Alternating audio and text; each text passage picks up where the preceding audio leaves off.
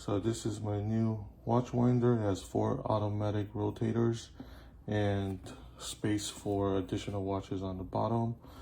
It comes with a handy remote control. It turn on and off the lights. And to open it, it's locked with a fingerprint reader. When you put your finger on it, it pops open. And here is the drawer for the non-automatic watches. And to put a watch on this rotator, you just wait till it stopped. But in the meantime, I've got my Rolex, a Seiko, a Burberry watch in this thing. And this is a touch screen. Allows you to have different settings for the TPD, total revolutions per day, the light, the direction of the winding mechanism, counterclockwise or clockwise. It's very quiet. I can't hear any sounds coming from this unit. As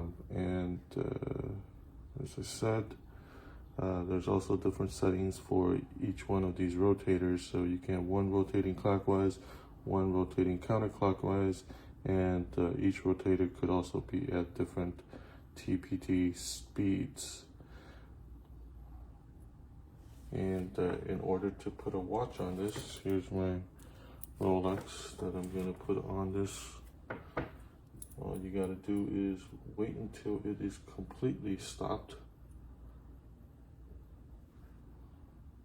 Then pull out the, I guess, whatever this thing is called, the watch holder.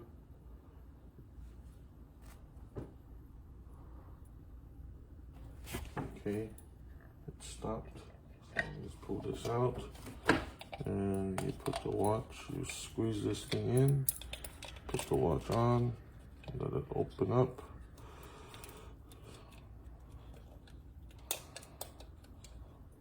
Okay, squeeze it a little bit, slide it back into the holder, and it's done.